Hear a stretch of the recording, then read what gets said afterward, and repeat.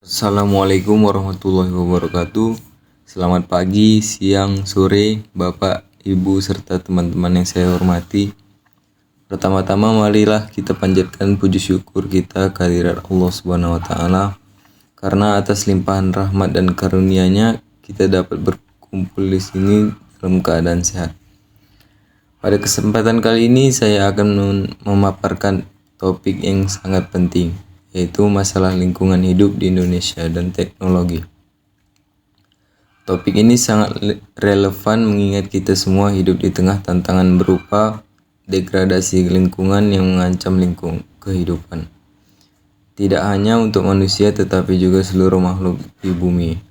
Nama saya Muhammad Alfaris Syabil dengan NIM 0701233180 dan saya berharap presentasi ini dapat memberikan wawasan dan solusi bagi kita semua. Indonesia dikenal sebagai negara dengan keanekaragaman hayati tertinggi di dunia. Namun kita menghadapi berbagai ancaman serius terhadap lingkungan hidup. Berikut adalah isu-isu yang paling mendesak. Yang pertama, polusi udara. Polusi udara adalah salah satu ancaman terbesar di kota-kota besar seperti Jakarta, Bandung, dan Surabaya. Sumber utama polusi udara adalah emisi kendaraan bermotor, industri, dan pembakaran sampah. Menurut data, polusi udara menyebabkan penyakit seperti ispa, asma, dan bahkan penyakit jantung. Polusi udara ini juga memiliki dampak ekonomi, seperti meningkatnya biaya kesehatan hingga miliaran rupiah setiap tahun. Yang kedua, perubahan iklim. Indonesia sebagai negara kepulauan sangat rentan terhadap dampak perubahan iklim. Kenaikan suhu global menyebabkan pencairan es di kutub yang berkontribusi pada naiknya permukaan air laut dan mengancam daerah pesisir seperti Jakarta Utara. Bencana seperti banjir dan kekeringan menjadi lebih sering dan parah. Selain itu, perubahan iklim juga berdampak pada sektor pertanian, dengan gangguan pada musim tanam dan panen akibat cuaca ekstrim. Ketiga, deforestasi. Deforestasi di Indonesia telah mencapai tingkat yang mengkhawatirkan. Pada 20 tahun terakhir, jutaan hektar hutan hilang setiap tahunnya karena pembukaan lahan untuk perkebunan, pertambangan, dan pembangunan infrastruktur. Dampaknya tidak hanya pada perubahan iklim, tetapi juga pada satwa liar seperti harimau Sumatera dan orangutan yang kehilangan habitatnya. Deforestasi juga mengganggu siklus hidrologi, menyebabkan kekeringan di musim kemarau dan banjir di musim hujan. Keempat, kerusakan habitat. Kerusakan habitat disebabkan oleh aktivitas manusia seperti illegal logging, pembukaan lahan, dan urbanisasi. Hal ini menyebabkan hilangnya spesies endemik dan menurunnya keanekaragaman hayati yang merupakan aset penting bagi Indonesia.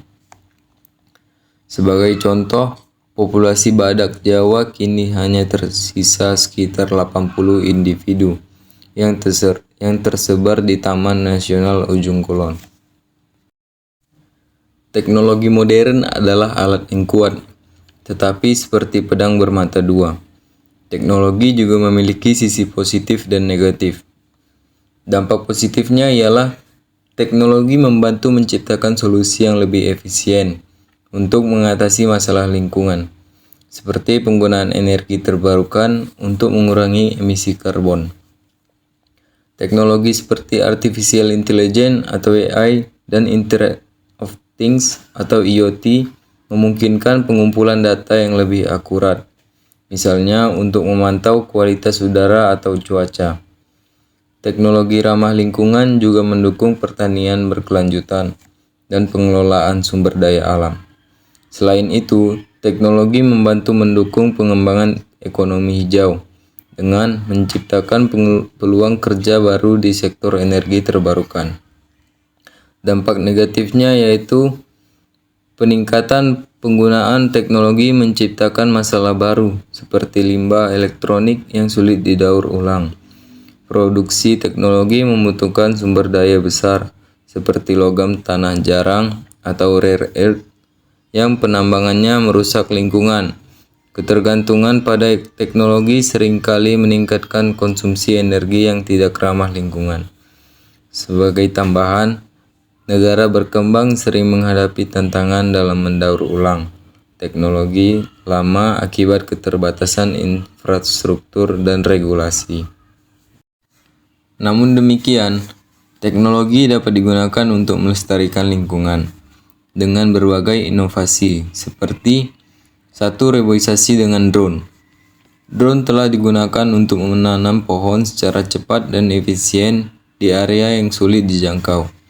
Teknologi ini membantu pemulihan hutan di daerah yang telah rusak.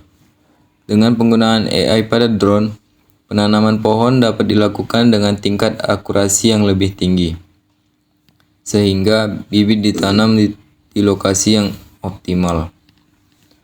Kedua, pengelolaan air pintar. Teknologi sensor pintar dapat membantu penggunaan air di sektor pertanian dan perkotaan. Contohnya, teknologi drip irrigation di bidang pertanian mengurangi pemborosan air. Sistem ini telah diterapkan di daerah kering seperti Nusa Tenggara Timur, membantu meningkatkan hasil panen hingga 20%. Yang ketiga, energi terbarukan. Energi surya dan angin telah berkembang pesat di Indonesia. Proyek seperti PLTS Cirata di Jawa Barat menunjukkan komitmen Indonesia dalam memanfaatkan energi terbarukan. Selain itu, pengembangan baterai lithium yang lebih efisien menjadi kunci untuk menyimpan energi dari sumber terbarukan. Yang keempat, daur ulang otomatis. Teknologi pengelolaan sampah kini dapat mendaur ulang plastik menjadi bahan bakar alternatif, yang membantu mengurangi sampah plastik dan ketergantungan pada minyak bumi. Mesin daur ulang modern juga dapat mengolah sampah organik menjadi pupuk kompos berkualitas tinggi. Berikut adalah contoh nyata pemanfaatan teknologi untuk pelestarian lingkungan. Pertama, drone pemantau hutan. Drone dilengkapi dengan kamera canggih dapat memantau kondisi hutan, mendeteksi penebangan liar, dan memetakan area yang membutuhkan penghijauan. Di Kalimantan, teknologi ini digunakan untuk memonitor deforestasi yang disebabkan oleh pembukaan lahan sawit secara ilegal. Dengan data dari drone, penegakan hukum terhadap pelaku illegal logging menjadi lebih efektif. Kedua, sensor kualitas air dan udara.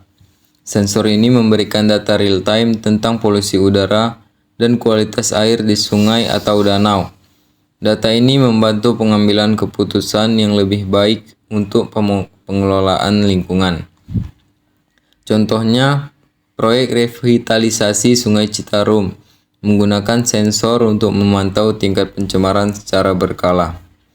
Teknologi ini membantu mengurangi polusi hingga 30% di beberapa titik krisis sungai.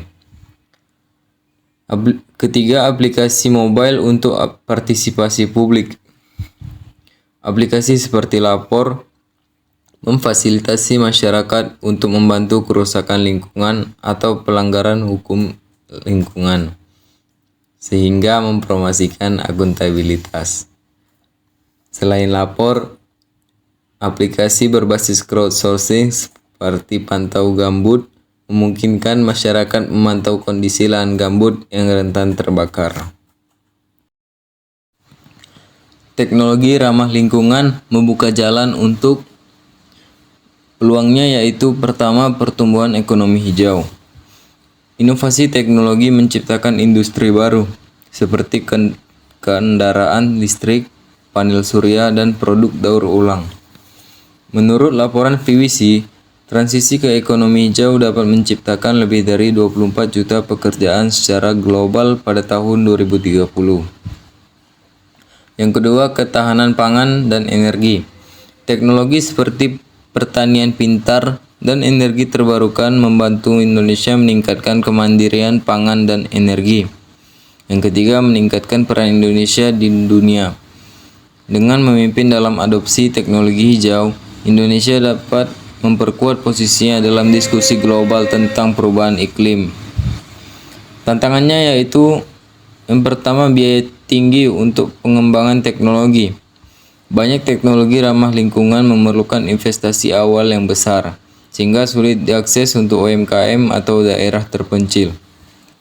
Yang kedua, kurangnya edukasi dan kesadaran publik.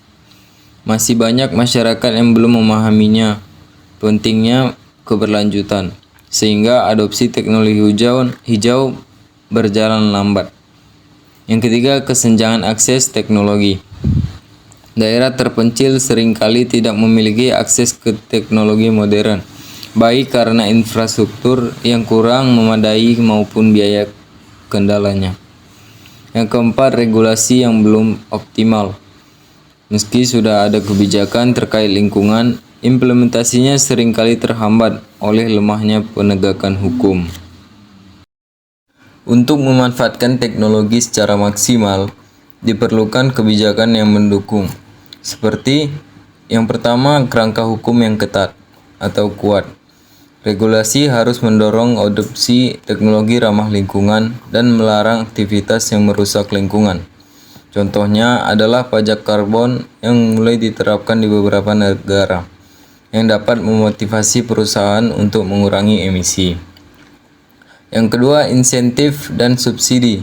Pemerintah perlu memberikan insentif kepada perusahaan yang berinvestasi dalam teknologi keberlanjutan. Subsidi untuk energi terbarukan seperti panel surya atau kendaraan listrik harus diperluas untuk mendorong adopsi yang lebih luas. Yang ketiga, kolaborasi antar pihak. Kerjasama antar pemerintah, swasta, dan lembaga pendidikan diperlukan untuk mendorong inovasi. Contohnya di negara Denmark, kolaborasi antara universitas dan perusahaan energi berhasil menciptakan sistem energi angin yang menjadi pencontohan global. Nah, dari paparan materi yang telah disampaikan, dapat kita simpulkan bahwa masalah lingkungan hidup di Indonesia adalah tantangan besar yang memerlukan perhatian kita semua. Polusi udara, perubahan iklim, deforestasi, dan kerusakan habitat adalah isu yang berdampak langsung pada kesehatan manusia, keanekaragaman hayati, dan keberlanjutan ekosistem. Teknologi memegang peranan penting sebagai alat untuk mengatasi tantangan ini. Dengan teknologi, kita dapat memantau kerusakan, mengurangi dampak negatif, dan mendorong solusi keberlanjutan. Namun, teknologi juga membawa resiko jika kita tidak dikelola dengan bijak, seperti limbah elektronik dan konsumsi energi yang berlebihan. Jadi kesimpulannya yaitu tantangan lingkungan hidup di Indonesia adalah tanggung jawab bersama, dan teknologi tidak hanya menjadi alat untuk mengatasi masalah ini, tetapi juga menjadi cerminan dari komitmen kita dalam menjaga bumi untuk generasi mendatang. Rekomendasi saya yang pertama, penguatan edukasi dan kesadaran masyarakat. Masyarakat perlu diberdayakan melalui edukasi lingkungan. Kampanye mengenai pentingnya teknologi ramah lingkungan harus terus dilakukan di tingkat sekolah, universitas, komunitas, hingga sektor bisnis. Yang kedua, investasi dalam teknologi keberlanjutan. Pemerintah dan sektor swasta harus meningkatkan alokasi dana untuk riset dan pengembangan teknologi yang ramah lingkungan. Contohnya adalah investasi dalam negeri energi terbarukan seperti solar, panel, dan turbin angin. Yang ketiga, pengembangan kebijakan dan regulasi yang progresif. Regulasi yang mendorong adopsi teknologi hijau perlu diperkuat. Yang keempat, peningkatan akses teknologi hingga ke daerah terpencil. Teknologi tidak hanya boleh diakses oleh kota-kota besar, tetapi juga harus tersedia bagi masyarakat di daerah terpencil. Dengan akses yang merata, teknologi dapat menciptakan dampak yang lebih luas dan berkelanjutan. Yang kelima, kolaborasi multi pihak. Penting untuk membangun kolaborasi antara pemerintah, akademisi, sektor swasta, dan masyarakat. Kolaborasi ini akan mempercepat pengembangan dan penerapan solusi inovatif. Yang keenam, penerapan teknologi di semua sektor. Teknologi ramah lingkungan harus diintegrasikan ke semua sektor, mulai dari pertanian, transportasi, hingga industri. Misalnya pengelolaan sampah limbah dengan teknologi daur ulang otomatis dapat diterapkan pada sektor manufaktur. Yang ketujuh, peningkatan partisipasi publik. Melibatkan masyarakat dalam proses pelestarian lingkungan sangat penting. Aplikasi mobile atau program komunitas berbasis teknologi dapat memfasilitasi partisipasi publik, seperti pelaporan pencemaran lingkungan atau program daur ulang.